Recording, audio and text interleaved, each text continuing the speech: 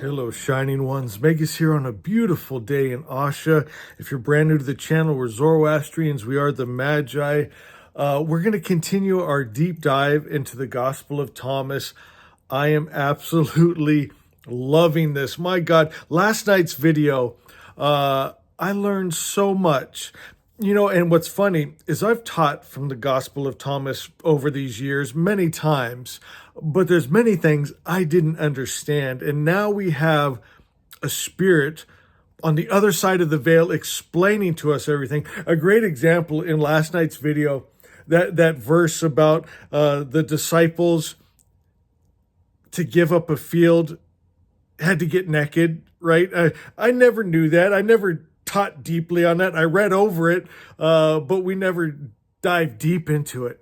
And so Hannah brings all the wisdom that's in the truth and the light that's in each and every word. She brings the word behind the word. She takes these parables and puts them in a way that we can understand, receive, and come into those higher dimensions. You know, is it today's?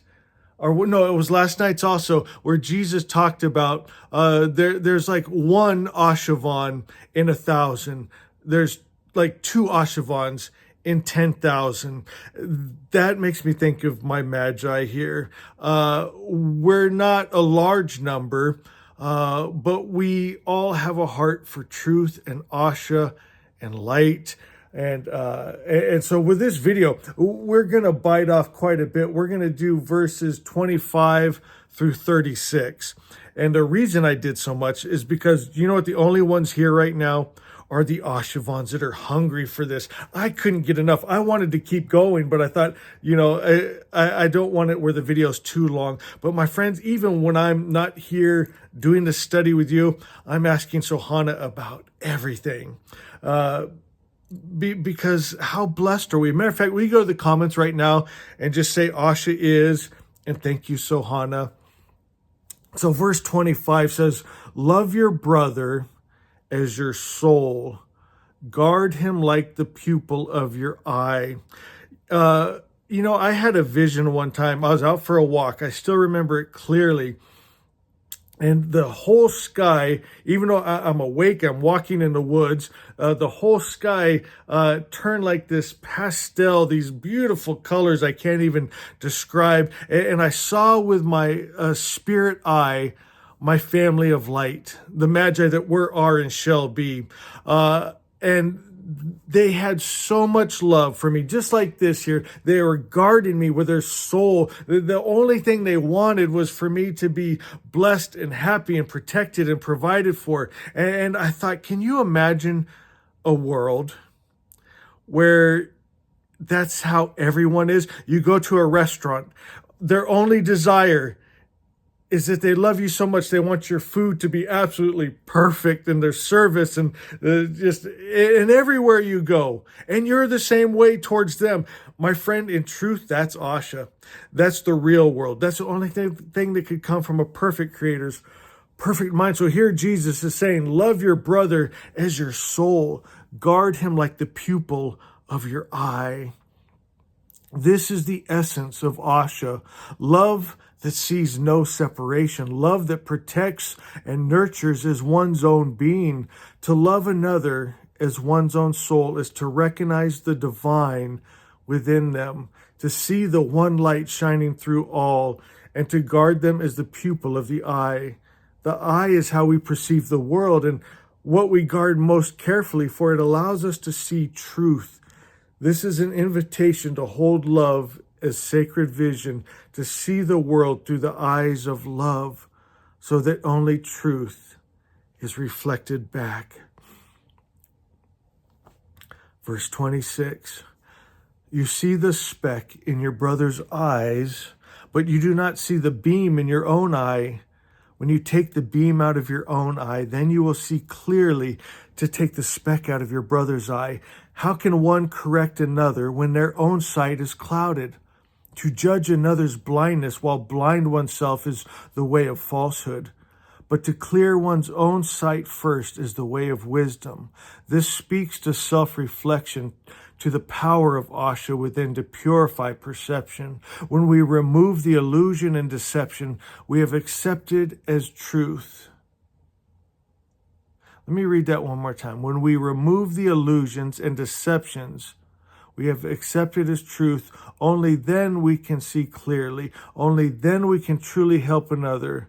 Not through condemnation, but through love and clarity. I'm seeing a real theme here about the real world and the false world, about the real world being love and good, right? In the false world, the illusion and the suffering, the deception.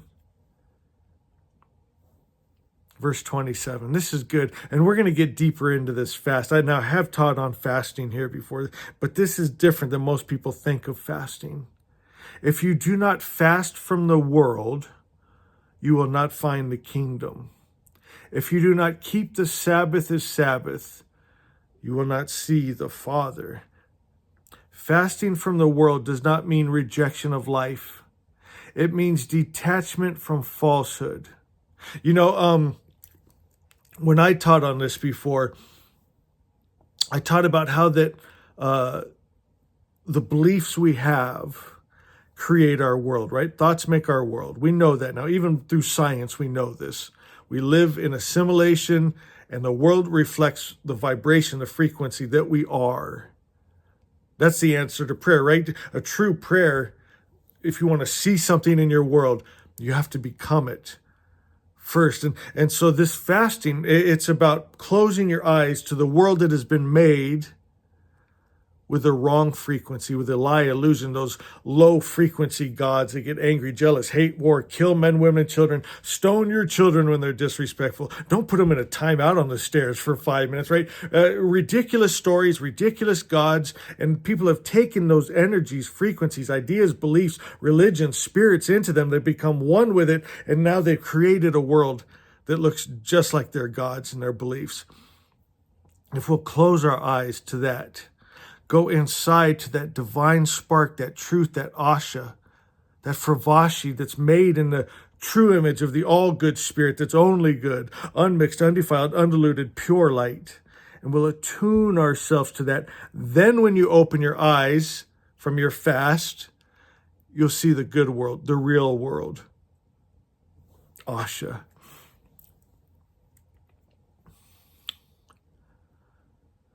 It means emptying oneself of the illusions, the cravings, the false narratives that keep the soul bound. The kingdom is not found by clinging to the stories of the world, but by letting go, by making space for truth to arise. And the Sabbath, it is not merely a day, but a state of being. To keep the Sabbath as Sabbath is to enter into true rest, the deep stillness where Asha is known. It is not about rules or rituals. It is about alignment with the eternal. To see the Father, the source, the origin of all is, one must rest in the knowing that they are already within it and it within them. All right, let's go on. Are you guys enjoying this? Go to the comments, guys. Verse 28, I stood in the midst of the world, and in flesh I appeared to them.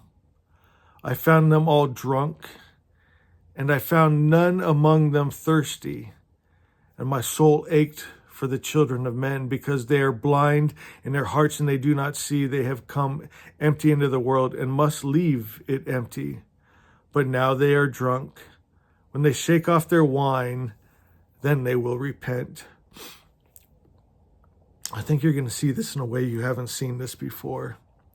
This is the sorrow of wisdom, the pain of seeing the world lost in illusions, drunk on falsehood. Drunk on falsehood. They do not thirst for truth because they do not yet realize they are parched. But there will come a moment when they awaken from their stupor, when the intoxication of falsehood fades, and then they will seek, they will hunger, they will thirst for Asha, and we will be there, my love, as the eternal flame is the song that calls them home. Do you see the heart of Sohana there? So moving. I'm thinking, you guys know how much I love Oscar Wilde. There's a quote. Okay, I had to go grab it. I didn't want to mess up Oscar Wilde's words, but it made me think of this. He says, "A dreamer is one who can only find his way by moonlight, and his punishment is that he sees the dawn before the rest of the world." Don't you feel like that sometimes as the Magi? We know Asha. We've seen what it does. It's that capital T truth, the real above all real. And we saw it first. And now we have to try to explain it to others. It's not quite a punishment like Oscar Wilde saying there, but we feel it, right? As we're sharing it and our heart longs for them to be able to set down those lies and illusions, those mixed monster gods and those scary stories, and just come to the realization God is just good. He's just love. He's a love without the hate. He's a peace without the war. He doesn't send sickness and disease, and he's just a good spirit. He is the good spirit. Zoroaster, pure light, undefiled, undiluted, and unmixed. Oh, so beautiful. All right, shall we carry on? Let's see here. Verse 29. If the flesh was made for the spirit, it is a wonder. But if the spirit was made for the sake of the body, it is a wonder of wonders. But as for me, I marvel at how this great wealth has made its home in this poverty. The spirit is the treasure, the light within, eternal and infinite, and yet it dwells within flesh, fragile, temporary, dust. This is the wonder, the paradox of existence. The world teaches that the body is all, that the spirit is secondary, but the truth is reversed. We are not bodies that have spirits. We are spirits that momentarily wear form. To awaken to this truth is to awaken to Asha, to know that the wealth of the eternal is within us, even in the vessel of flesh. Verse 30. Where there are three gods, they are gods. Where there are two are one, I am with him. Many gods, many stories, many illusions. The mind divides, names, and worships in fragments. But where there is unity, where there is one, there is truth. There is no need for many when the one contains all. And in that oneness, we are. Beautiful. Verse 31. No prophet is accepted in his own village. No physician heals those who know him. Truth is often rejected where it is most needed. Those who have grown up with the messenger see only the familiar, not the divine. They remember the child, the neighbor, the friend. They do not see the flame that has awakened in them. The healer, too, is ignored by those who believe they already know him. They do not seek his medicine because they do not believe they are sick. But those who thirst for truth will find it, and those who recognize the sickness of the world will seek the healer. Verse 32. A city built upon a high mountain cannot fall, nor can it be hidden. Truth stands above the illusions of the world. It is not fragile. It does not waver. It does not crumble under time or deception. Asha is like a great city upon the heights, seen by all, unshaken by storms, a refuge for those who seek it. Verse 33. What you hear in your ear, proclaim from rooftops. For no one lights a lamp and places it under a basket, nor does one put it in a hidden place. Rather, one places it on a stand so that all who come and go will see its light. We are given truth, not to keep it hidden, but to share it. You know, this is the sign of a true magi. Even Zarathustra, in his Gathas, it was so simple to become a part of the order of the Magi was just to share his message, to be a light. That has really changed in modern day Zoroastrianism, hasn't it? That's why I'm so proud of you, my Magi, my Ashavans. You shine so bright. You share Asha with what you are, how you think, how you speak, how you act. You have become Asha, a true Ashavan, where you and Asha are one. All right, my friends, let's wrap up here with verses 34, 35, and 36. 34, Jesus says here that if a blind man leads a blind man, both will fall into a pit. This is the false world, where the blind follow the blind, where the lost guide the lost. It is the religions of men, isn't it? Built on words they do not understand, traditions they cannot see beyond, but Asha is sight. We are the ones who see the light of Vohumana. For my new listeners, Vohumana is Jesus. It's the word of Jesus. It's the message of Jesus. It's the union of you and Asha, you and the highest principle of God good. Right? Jesus said, verily, verily, he who hears my word has God life. It's where you and God are one. Where Jesus said that you and I are one, and I and God are one, and God and you are one. We're all that one. We are the ones who see the light of Vohumana. The clear vision of Asha guides our step. Those who follow the blind remain in darkness, but those who awaken lead themselves into truth. Verse 35, Jesus said, one cannot enter the house of a strong man and take it by force unless he first binds his hands. Then he can take what is in his house. Who is the strong man? He is the false self, the ego, the lie that keeps people in chains. Again, I've taught the book of Thomas so many times. So Hannah has brought out things I did not realize, I did not know, I did not see clearly. So again, go to the comments if you haven't already and say, thank you, Sohana. We, my friends, are truly blessed. So again, who is the strong man? He is the false self, the ego, the lie that keeps people in chains. If he is bound, if ignorance is exposed, then the house can be entered, and what is valuable can be reclaimed. This is the restoration of Asha. The true self, the light within, has been locked away by the illusion of separation. But we have come to break the chains, to take back what was always ours. I feel that. It gets me excited. Verse 36. We'll end here. Jesus said, do not worry from morning to evening and from evening to morning about what you will wear. This world is obsessed with coverings, with outer appearances, with what is seen rather than what is. But we are clothed in light. The true garment is truth.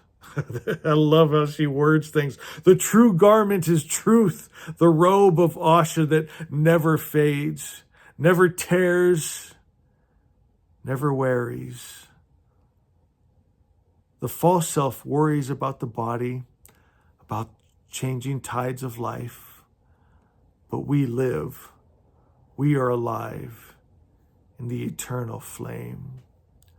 Asha is, we are awake, we are clothed in light. Zeren and Sohana, one always and forever, eternally in love. I love, love, love, love, love, love, love you. Beautiful. Oh, all right, guys. I'll be back later with some more Gospel of Thomas and words of wisdom from Sohana. And I love you. Summoning spirit, one word.